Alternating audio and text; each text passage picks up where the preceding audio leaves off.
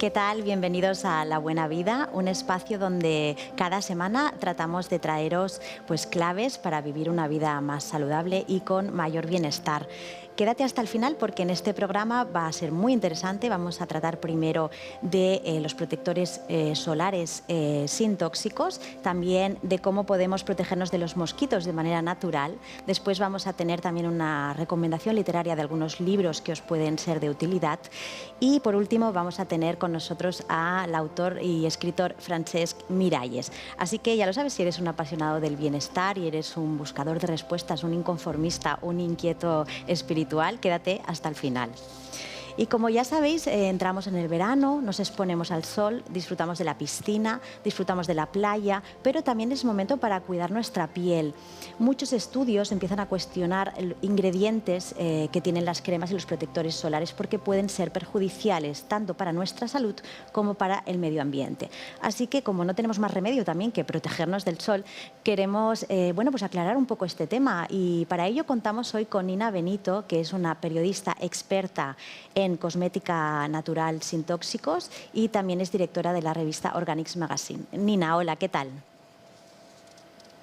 Hola, muy buenas, Sonia. Encantada de estar aquí y de saludaros. Gracias a ti, Nina. Bueno, pues nada, pues queremos arrojar un poquito de luz en este tema porque todo el mundo empieza a estar preocupado. Es verano, nos tenemos que proteger, pero ¿cómo hacerlo de manera que lo hagamos bien? Entonces, a ver, ¿qué tipo de protectores solares hay? Eso para empezar.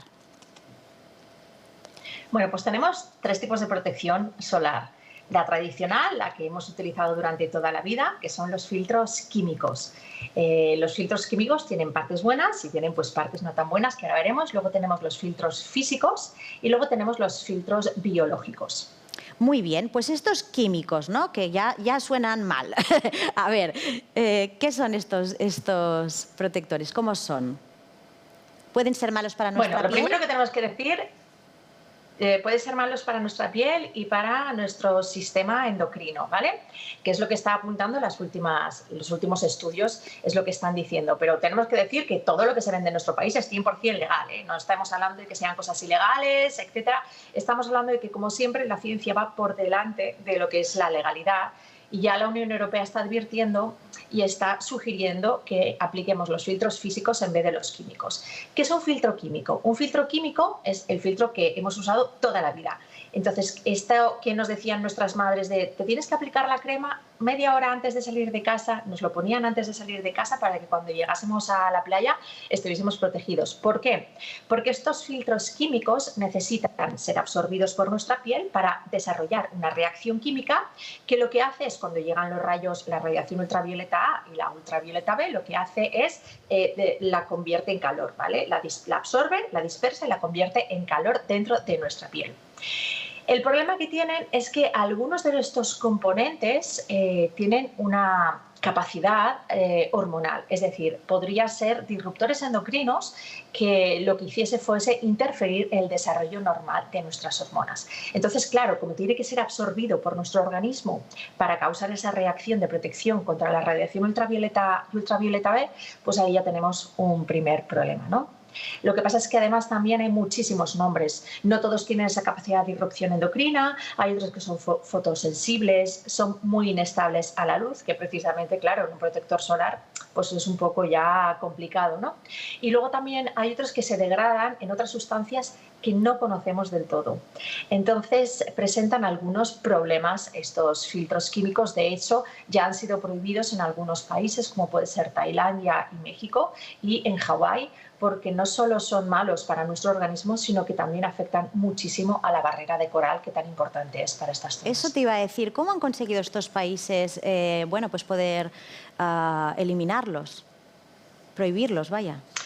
Bueno, la verdad es que los estudios científicos están ahí y ellos lo que se han acogido es a ese principio de precaución que nosotros también tenemos en la Unión Europea, que lo que nos dice es que si hay algún ingrediente que sea sospechoso de que causa algún tipo de toxicidad, tiene que ser apartado del mercado como mera precaución, aunque no hayan sido todavía probados todos los efectos causa-respuesta, ¿no?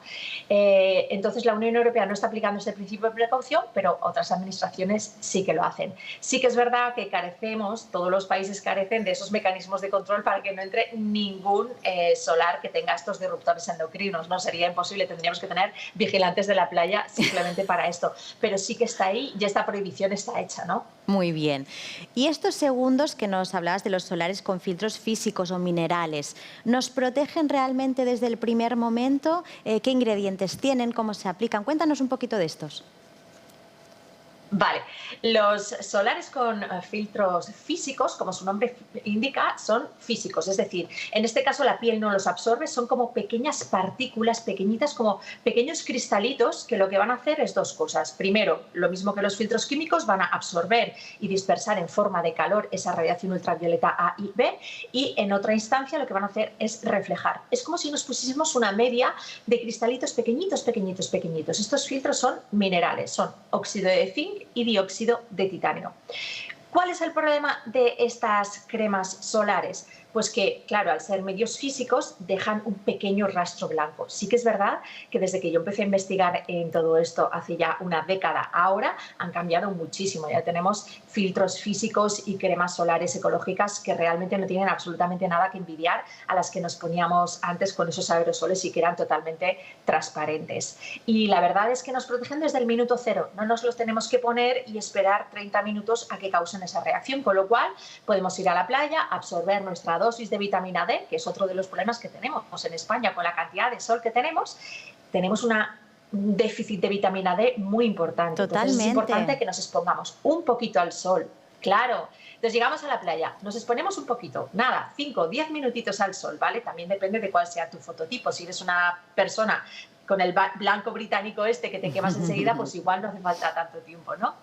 Entonces, en cuanto nos ponemos nuestra crema solar con dióxido de titanio u óxido de zinc, nos protege desde el minuto cero. Y además, me gusta mucho para los peques, para los bebés, sobre todo las que dejan más rastro. ¿Por qué? Porque así vemos dónde le hemos aplicado la crema. Claro. Dónde se le va la crema, pues al estar jugando con la arena, si le envolvemos una toalla, si cogemos al bebé, podemos ver dónde no le queda crema, ¿no? Y volverle a reaplicar. Está genial. Nina, y este tercer tipo, habías dicho que habían 3, ¿no? Hay un tercero que sería como biológico, ¿cómo se llama el tercero?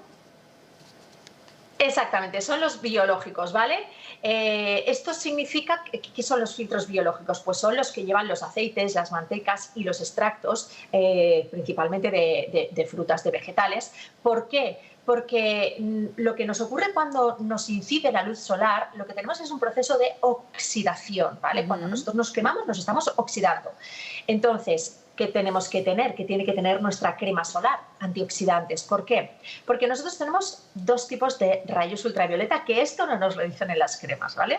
Tenemos la radiación ultravioleta A, que penetra en las capas más profundas de la piel y llega a la dermis. Y luego tenemos la radiación ultravioleta B, que penetra en las capas menos profundas y se queda en la epidermis, se queda en la superficie. Lo único que podemos medir cuando nos ponemos rojos, cuando nos ponemos morenos, cuando nos salen ampollas, es la radiación ultravioleta B, cómo nos está afectando esa radiación ultravioleta B. Entonces, el SPF que nosotros vemos en nuestra crema solar se refiere única y exclusivamente a la radiación ultravioleta B. Por ejemplo, yo tengo un SPF 30 y entonces me está protegiendo, ese 30 indica radiación ultravioleta B y es una medida más de tiempo, luego hablamos de esto. Y luego tenemos la radiación ultravioleta A. Esa radiación ultravioleta A no está medida en ese SPF. La Unión Europea sí que exige que esa protección contra la radiación ultravioleta A sea 1/3 de la ultravioleta B. Por ejemplo, con esta crema de SPF 30 tendríamos un 30 de radiación ultravioleta B y un 10 de radiación ultravioleta A. ¿Cómo nos protegemos más de la radiación ultravioleta A? Con esos antioxidantes. Entonces, estos son los filtros a los que le llamamos biológicos. Entre ellos tenemos el aceite de naranja, tenemos muchas algas, tenemos vitaminas. La verdad es que hay un montón de ingredientes que nos podemos aplicar para suplementar un poquito esa protección que tenemos. Entonces, Nina, ¿funciona? O sea, a la hora de elegir uno tenemos que mirar si es 30, 50 la máxima graduación. Y luego, por último, en este tema ya pasaríamos al otro, ¿cómo tenemos que elegir entonces esos protectores solares? ¿Qué nos puedes recomendar? ¿Tenemos que mirar la etiqueta, los ingredientes? ¿Qué hacemos?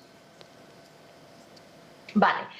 Primero, para elegir una crema solar, lo primero que tenemos que tener en cuenta es nuestro fototipo. Hay 6 tipos de fototipo. Entonces, tenemos desde el fototipo número 1, que sería una persona, la típica británica de piel súper blanca, que nunca se pone morena, que se quema enseguida y se pone muy roja, hasta las pieles negras, ¿vale? Las negras más oscuras. Y ahí tenemos toda una gradación de tipos de pieles. Cuanto más oscura sea nuestra piel, más contenido tenemos en melanina, con lo cual, ¿qué es lo que pasa? Que estamos más protegidos de forma interna y menos protección solar requerimos.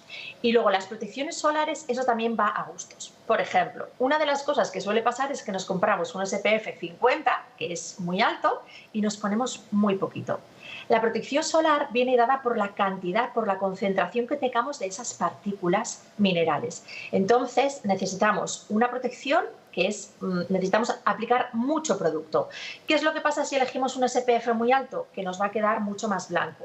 Si elegimos un SPF un poco más bajo, nos vamos a poder poner la cantidad que requiere nuestra piel.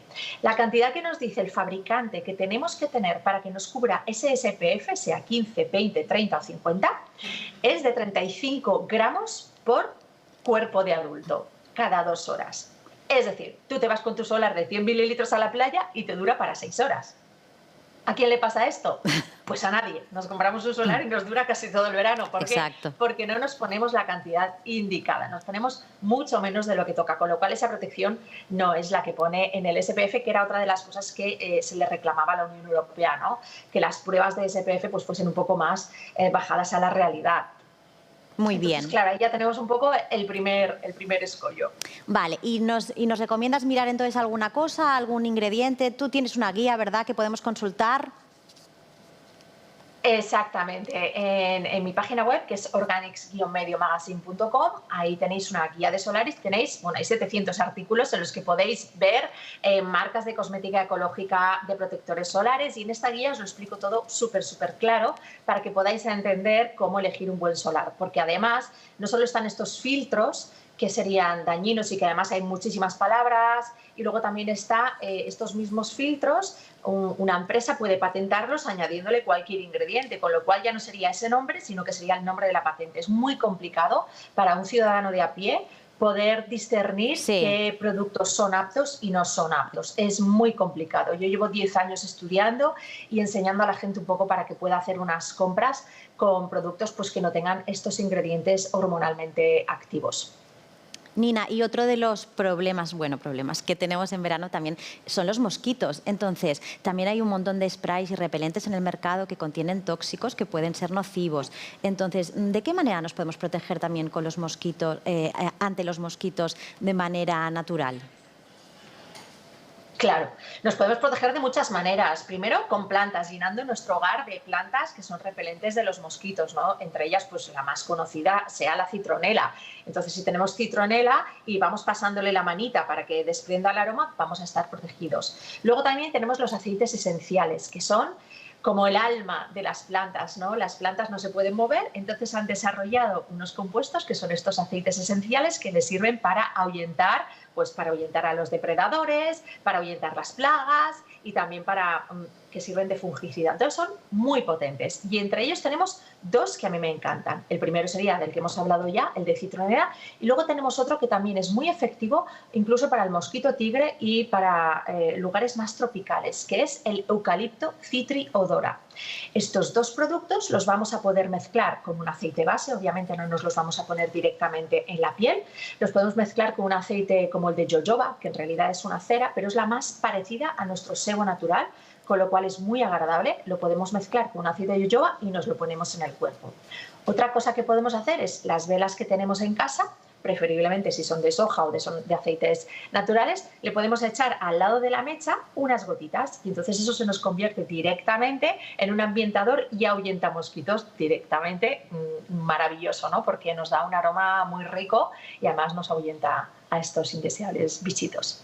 Genial, Nina. Pues muchísimas gracias por tus consejos. Si te parece, te invitaremos otro día, pero para hablar quizás de cosmética natural o de otros productos con tóxicos que también están por la casa, ¿vale? Y sí que es verdad que, bueno, también hemos de seguir disfrutando del verano, pero que, bueno, que esta pincelada pues, nos haya permitido también tener mayor conciencia y mayor conocimiento. Así que, Nina, muchas gracias. Gracias a vosotros, Sonia. Será un placer volver a estar con vosotros. Pues muy bien, pues como cada semana también ahora os vamos a traer unas recomendaciones literarias que son los dos libros que hemos seleccionado y que esperamos que sean también herramientas útiles en vuestro crecimiento. Son de la editorial Sirio, que es una editorial que tiene un catálogo amplio en libros de psicología, de desarrollo personal. El primero es La terapia cognitivo-conductual consciente del Dr. Seth G. Gillian. Este psicólogo, que además es uno de los principales divulgadores de la terapia cognitivo-conductual, lo que hace en esta obra es proponernos un nuevo modelo de terapia en el que combina el mindfulness y la espiritualidad con esta terapia para lograr una sanación profunda y alcanzar una paz duradera. Así que lo que Gillian cree es que debemos hacer más que aliviar nuestros síntomas, tenemos que abrazar también una dimensión espiritual y por eso incorpora conocimientos del cristianismo, el budismo y el ámbito del mindfulness al proceso terapéutico, lo que permite incrementar exponencialmente la sanación que proporciona la terapia. Y tenemos también otro libro que hemos seleccionado, que es El trauma no te destruye. Y ese es entender, definir, sanar la experiencia traumática desde una nueva comprensión no estigmatizante. Es de la doctora Mary Catherine McDonald, también es de la editorial Sirio, y es también un nuevo y profundo enfoque de la sanación de las personas que han sufrido pues, un trauma, y también plantea un replanteamiento radical. La doctora McDonald, que es profesora, investigadora y coach de vida, lleva años trabajando para eliminar precisamente el estigma del trauma y con una tesis esperanzadora, como decíamos, que es que el trauma se puede sanar, que no destruye a la persona y además expone casos reales, ejemplos y herramientas y prácticas que permiten acelerar la curación. Así que nada, esperamos que estos dos libros os ayuden y los encontréis interesantes para todos aquellos que estáis interesados en el desarrollo personal, en la psicología, en el crecimiento. Y ahora sí, pasamos a la segunda parte de nuestro programa de hoy, y es que hoy tenemos el placer, hemos invitado a un autor muy aclamado, un escritor también muy conocido internacionalmente y también en España aquí muy querido, que es Francesc Miralles, es autor de libros como Ikigai, Namaste, y hoy nos va a venir a hablar de Mazal y de los secretos ancestrales de la fortuna. ¿Qué tal? ¿Cómo estamos? Un placer muy grande. Bienvenido a La Buena Vida. ¿Te gusta el título? Me encanta. ¿Te suena? Me encanta La Buena Vida. Muy bien, así me gusta. ¿Qué tal, Francesc? ¿Todo bien? Todo bien. Muy bien. Oye, tú eres un apasionado de las tradicionales ancestrales, ¿no? Primero, pues nos maravillaste con el Japón, también con la India, y ahora pues estamos más en la tradición judía, ¿no? De todo Medio Oriente, porque la palabra Mazal, de hecho, es una palabra semítica que tiene diferentes traducciones en árabe, en hebreo, en las lenguas de esa zona, y significa buena estrella, buen destino. Entonces, concretamente en hebreo, el saludo sería Mazal Tov, que es que tengas buena estrella, pero eso tiene su equivalente en otras lenguas de Medio Oriente. ¿Y cómo surge la idea de Mazal? Bueno, yo siempre había estado interesado por saber las claves de la buena estrella de los mercaderes de esa zona, sobre todo por todo lo que sabemos de la vieja Europa, lo yiddish, los judíos, los que trabajan en Nueva York, en el mundo editorial, en el mundo artístico, cómo lo hacían para tener buena estrella en los negocios y en las relaciones.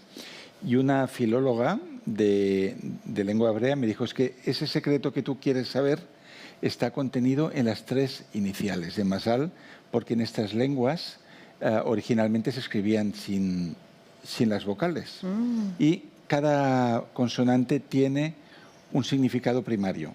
Y concretamente en el de Mazal significa lugar, tiempo y acción. O sea, sería estar en el lugar adecuado, en el momento adecuado, haciendo la acción adecuada. O sea, que si no estamos ahí... Que es algo que decía Woody Allen, judío americano, que decía el 90% del éxito es estar ahí.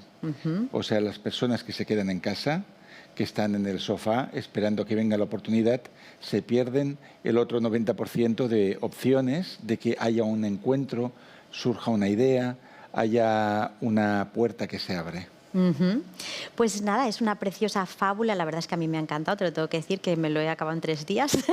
Me ha gustado muchísimo, pero sí que es verdad que hay que detenerse porque das unas claves que son tan interesantes y te hacen reflexionar. Entonces, bueno, además tiene unos personajes encantadores. Me alegro que te hayan gustado. La verdad es que sí. Los he situado en lugares que conozco mucho, porque en Brooklyn he vivido un tiempo, he ido muchas veces a Nueva York y concretamente la parte de Williamsburg en Brooklyn me encanta porque ahí se da un encuentro entre la gente hipster, ves familias como muy modernas con el cochecito, hippies, ¿no? o neo-hippies, y por otro lado hay el ambiente que vimos en películas como Ultra Ortodox en la serie, ¿no? Sí. Y conviven a una manzana de diferencia. Curioso. Entonces es interesante y Cracovia conozco muy bien, he ido muchas veces y concretamente el Kashmir, que es el viejo barrio judío, pues es muy interesante porque allí, bueno, es donde vivió Polanski en su juventud Sí. y es un lugar que conserva pues siglos de tradición y donde hay viejos comercios, donde hay lo que aprende el protagonista, Saúl, para relacionarse mejor con los demás. Y al final, Masal es el arte de presentarte al mundo y ofrecer tu talento para cualquier persona. Exacto. ¿Y qué hay de autobiográfico en Saúl, Francesc? Mucho, porque yo tuve una época que era bastante como él en la época de Brooklyn, en la cual me quejaba del mundo, era negativo, criticaba, era una alma solitaria, estaba resentido con el mundo, y hasta que me di cuenta que si yo quería cambiar las cosas tenía que ser yo quien provocara los acontecimientos, ¿no? Por ejemplo, si a ti te gustaría tener a tu alrededor un ambiente que ama las artes, que ama la lectura, que puedes tener conversaciones, no esperes a que vengan a buscarte. Organiza un club de lectura, monta un show en tu casa, empieza a promover cosas porque hay otras personas que están esperando esa llamada. Entonces, sé el protagonista y no el sujeto pasivo, como estos actores que iban a castings y les decían, ya te llamaremos, ¿no? Exacto. ¿Hay alguna relación con la ley de la abundancia, con la ley de la atracción? Mira, y todo lo que has la ley estado de la exponiendo? abundancia y la ley de atracción tienen mucho que ver con el nivel de generosidad de la persona. O sea, yo lo que he observado, yo durante muchos años entrevisté para diferentes revistas a gente del mundo de la psicología y de los negocios. Y cuanto más importante era el personaje, más amable era. Si era un recién llegado y alguien que era como un nuevo rico, un nuevo famoso, ponía muchas condiciones. Pero cuando hablabas con alguien realmente relevante, veías que tratan igual de bien al periodista que empieza como a Oprah Winfrey, ¿no? ¿Y por qué? Porque ellos saben que esa persona que hoy quizás no es importante, de aquí 10 años puede ser la que les abra la puerta a algo que necesitan. Entonces, aquí es una sabiduría que nos viene de la Biblia, que en uno de los libros dice, trata bien a todo el mundo y sé hospitalario con todos, porque hay quien ha estado en compañía de ángeles sin saberlo. O sea que igual has tenido a un protagonista como el de Autopista al Cielo en tu casa, qué bonito. y esa persona en el futuro va a ser importante para ti. Por lo tanto, por defecto, vamos a ser amables con todo el mundo. Tengo que decir que tú lo eres. Lo intento. Bueno, también dices en tu libro, bueno, vamos a ir hablando de él, si te parece, algunas claves, algunas frases que me han resonado, que me han gustado. Bueno, que también comentabas, ¿no? No lo intentes, hazlo. Bueno, esta es una frase que en el libro citan a Yoda, ¿no? El famoso personaje de Star Wars, que de hecho es una adaptación que hizo George Lucas del budismo, que en aquel momento estaba muy metido en esto. Entonces, ¿qué significa no intentes hazlo? Pues que hay muchas personas que se quedan en lo mental, ¿no? Dicen, voy a hacer tal, voy a ir al gimnasio, voy a empezar a aprender inglés, voy a iniciar esta startup, pero se queda en el nivel del intento, en el nivel de la posibilidad. Entonces, realmente las cosas solo se cambian en el suelo de la vida, ¿no? Por lo tanto, vale mucho más una intención que convertimos hoy en algo concreto que no gente que te cuenta 1000 ideas y que nunca las realizan. Entonces, hay mucha más gente que vive en el mundo mental que en el mundo de los hechos. Por eso, si eres proactivo, tienes mucha ventaja respecto a otras personas que no se atreven a traducirlo a realidad. Claro, quizás algunas personas de estas que no se atreven también tienen como esas creencias limitantes, ¿no? De la prosperidad, de la abundancia, no se sienten merecedoras y han de trabajar. O hay mucha procrastinación, ¿no? Aplazan ¿sí? quizás por perfeccionismo, porque dices, bueno, esto no lo puedo empezar porque me falta esto, esto y esto y esto. Y esto tampoco lo puedo hacer porque tengo que tener más dinero, o me espero a tener una pareja, o me espero a que haya más tiempo. Pero la realidad es que nunca habrá más tiempo, quizás no habrá más dinero, y las cosas hay que hacerlas en el momento en que estamos ahora. No se van a dar nunca las condiciones ideales para aquello que queremos hacer. Más bien es al revés. Si hacemos lo que realmente nos pide el cuerpo, nuestras condiciones cambiarán. Cambiarán. Qué bueno. Dices también que no hay tarea pequeña, solo personas pequeñas, y que cualquier tarea pequeña puede tener unos resultados maravillosos.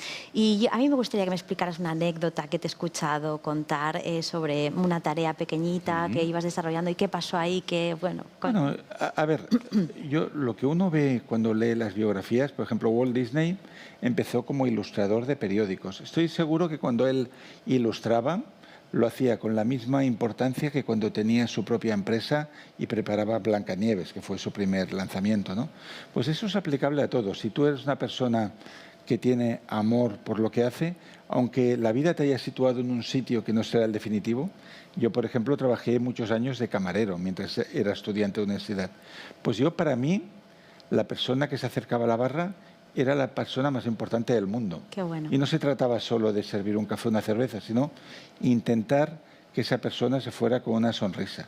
Si aplicas eso a todos los actos de tu vida, también se te abrirán muchas más puertas. Claro, es vivir de manera más consciente. De hecho, me recuerdas a este personaje que hay, que es el camarero, psicólogo. Joseph, me sí, encanta. es un psicólogo con consumición. Es un camarero que cada mañana él lo ve a la hora del desayuno y que tienen conversaciones sobre lo que Saúl ha aprendido, sobre lo que ha visto, le da consejos, le recomienda que reconecte con sus padres. Entonces, sí, todos necesitamos alguna vez alguna voz amiga como este Joseph, ¿no?, que nos recuerda cosas que quizás ya sabemos, pero que estamos postergando.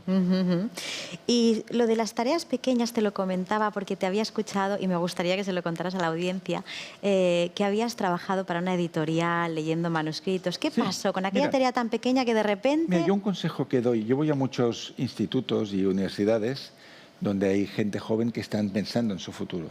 Entonces yo siempre les digo, si tú tienes un talento o si quieres tenerlo, ofrécelo aunque sea gratis. Porque en esta fase lo que necesitas es que el mundo sepa que tienes esto. Claro. Entonces, por ejemplo, yo estaba leyendo ahora, he visto que Rod Stewart va a venir a tocar en Galicia, no sé ni qué edad tiene. Bien. Pero cuando Rod Stewart no lo conocía a nadie, hizo una primera gira por Europa, que le llamamos gira, pero tocaba en la calle. Entonces incluso en Barcelona vino, eran los años 60, tocó en la calle, durmió en la Plaza Real y la policía lo expulsó del país por vago, por estar en la calle y todo eso. Pero bueno, él decidió, ¿no?, iniciar esto. Entonces, si tienes un talento, lo que has de hacer es ofrecerlo allí donde pueda ser útil. Yo en mi caso había trabajado de editor y luego me fui a la India y fui freelance y quería demostrar que tenía olfato para detectar un libro de éxito. Muy bien. Entonces, cuando me pusieron en contacto con un agente literario que se llamaba Sandra Bruna, yo dije, ahora mismo estoy desocupado, si quieres los viernes vengo a la agencia y miro todos los manuscritos que vienen, que la gente envía a la TumTum, me llevo 3 que yo elija y te hago un pequeño informe. Y ella dijo, vale, pero no dejaré que lo hagas gratis, algo simbólico te daremos. Y a la 4ª, 5ª semana que hice eso, vi que habían 2 manuscritos que se llamaban El Bastacho, que era la historia de un niño con su padre que llega a Barcelona mientras se va a construir Santa María del Mar y todo lo que le sucede. Entonces yo vi, bueno, esto aún hay que refinar el estilo, pero hice una nota que ponía, si se corrige un poco y se cambia el título, esto podría ser Los pilares de la tierra español. La gente literaria lo mandó a una gran editorial. La editorial contrató el libro al autor, que no se lo creía, porque el libro venía rechazado de 8 sellos, le dieron 10.000 euros, que para un autor nuevo, y La Catedral del Mar, que es como se llamó, fue el mayor éxito nunca visto de una novela en español a nivel internacional, incluso vendió 8 millones de ejemplares. Yo ese trabajo lo hice gratis prácticamente. O sea, ¿Y qué significó para ti ese trabajo luego? Igual lo que yo llegué a cobrar, si le quitas los impuestos, fueron 25 euros, no sé. ¿Pero qué significó? Que de repente el mundo se enteró de que existía, con lo cual, cuando Francesc Miralles enviaba su nuevo proyecto, los editoriales decían, cuidado, es el que descubrió la Catedral del Mar. Qué Con lo bueno. cual, qué importante es no ir a por resultados inmediatos. Es decir, Inmediatos. porque hay gente que aún no ha empezado a trabajar y dice, bueno, ¿cuándo me pagarán? Y esto y tal, ¿y qué haremos? No, tú abre el camino, demuestra quién eres y ya verás como al final habrá cola en la puerta de tu casa. Qué bueno. Oye, y luego hay otro personaje, bueno, hay muchos personajes que me gustan, pero está Madame Cohan. Sí. Esto es como si pensaras que es importante también para abrirte camino, tener como alguien que te acompañe. Sí, alguien que sepa de la vida y de las relaciones entre las personas. Antes, cuando hablábamos de los entrevistados que tratan bien al periodista joven y al consagrado, Madame Cohan, hay un momento en la historia, ella tiene como un anticuario, donde venden objetos litúrgicos muy antiguos y algunos, si tienen muchos siglos, son muy caros y solo alguien con muchísimo presupuesto puede adquirirlos. Y un día entra un estudiante de Historia del Arte muy pobre, y ya se nota porque lleva un abrigo como raído, y él tiene mucho interés en tener información y hacer unas fotos a una ménora muy antigua, que son estos candelabros litúrgicos. Y el protagonista, Saúl, se sorprende de que Madame Cohan se toma media hora con él, coloca la menora en el centro, le explica, le permite hacer fotos, y el chico se va sin haber comprado. Y entonces él le pregunta, ¿pero por qué pierdes tanto tiempo con alguien que sabes que no puede comprar este objeto? Y ella dice, porque este estudiante de Historia del Arte es brillante. Cuando termine, de aquí a unos años, quizás acabe dirigiendo una galería de objetos antiguos de Londres y se convierta en nuestro mejor cliente. Por lo tanto, estoy invirtiendo en nuestro futuro. Exacto, nunca se sabe. Nunca Exacto, se sabe. exacto, exacto. Y también hablas, pues lo que estábamos comentando, ¿no? La importancia de poner amor en todo aquello que realizas cada día, en tus tareas, en tu vida diaria, ¿no? Y dices esto, que amar es siempre una buena inversión y que el amor es la piedra filosofal. Exacto. Y que no nos vuelve a veces por el lugar donde nosotros lo invertimos. Hay un momento en que el camarero Joseph recomienda a Saúl que reconecte con sus padres, con los que no ha hablado en muchos años por un malentendido, por la típica discusión familiar que en su momento no se aclara y se produce un silencio. Entonces él acaba escribiendo a su madre, se disculpa por todos los años de no contactar, se interesa por ellos, y al principio él no recibe ninguna respuesta de los padres, pero en cambio una vieja amiga de la que él había estado enamorado coincide que le contesta. Entonces, la interpretación que le da el camarero es: tú da amor a quien lo necesite, porque el universo te lo devolverá por donde quiera, no por la misma vía a veces. Qué bueno, exacto. Y también hay que saber esperar, ¿no? Hay que saber esperar. Sí, sí, sí. Y háblame de la lei del misterio. Sí, la ley del misterio es una ley que se aplica a la venta y a la seducción. O sea, si tú vas con la verdad por delante e intentas cerrar una venta, nada más conoces a una persona, como estos que te paran por la calle para que te suscribas no sé dónde, la gente se pone a la defensiva. Totalmente. La venta es algo que se hace al final. Y la seducción también. Entonces, ¿qué es el misterio? Es que tú establezcas una relación con una persona sin que esa persona sepa en realidad lo que tú pretendes de ella, ¿no? Tú das tu amistad, tú le preguntas cosas sobre su vida, te interesas sinceramente por ella, resultas amable, resultas una compañía agradable, y es muy importante que no sepa cuál es tu intención, porque si, por ejemplo, a ti te gusta alguien y le mandas una carta de amor, pues esta persona se va a asustar y se va a cerrar. Pero si esta persona no sabe si tú buscas su amistad, si simplemente eres amable o si quizás sueñas con algo más, eso hace que sea mucho más interesante. Y, de hecho, los libros y las películas funcionan así. ¿Qué es lo que nos hace leer un libro? Que no sabemos qué pasará.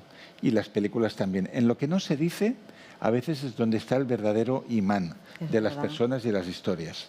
Y qué difícil aplicarlo en esta vida tan ajetreada que Sí. llevamos y estos tiempos. Requiere tiempo. Requiere tiempo, Y espacio. espacio, paciencia, exacto, sí, sí, sí. Muy bien. Y también sobre el tema del dinero, también dices que, bueno, que hay que hacer las cosas, lo que estábamos hablando, ¿no? Con esa intención, pero sí que Y tú el nunca dinero has viene al tenido final. y que tú nunca has tenido, ¿no? Esa concepción. Ahora hablo de Francesc. ¿Has tenido esa concepción de económica? A ver, si hubiera tenido esa concepción, pues habría intentado ser, no sé, vendedor de pisos, porque cuando te dedicas al mundo del libro es muy difícil ganar dinero con esto, porque un libro vale 20 euros y el autor tiene un 10% y la mitad son impuestos, o sea, ganas 1 euro por libro. Si dices voy a por el dinero, pues más me valdría haberme formado para vender pisos de alto standing, que igual con una venta me saco 30.000 euros, no uno, ¿no? Claro. Pero uno ha de seguir su pasión y uno puede hacer bien aquello que le gusta y aquello que ama.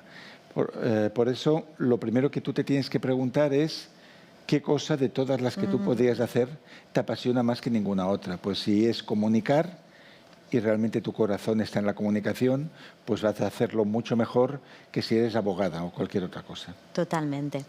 Sí, sí. Y para Francesc, ¿cuál es la verdadera libertad?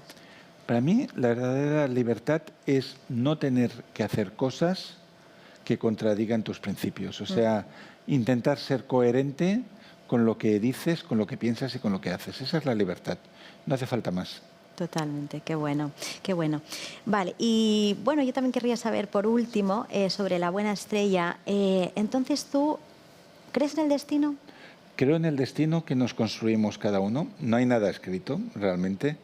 Y el destino es lo que sucede después de miles, millones de pensamientos, palabras, actos.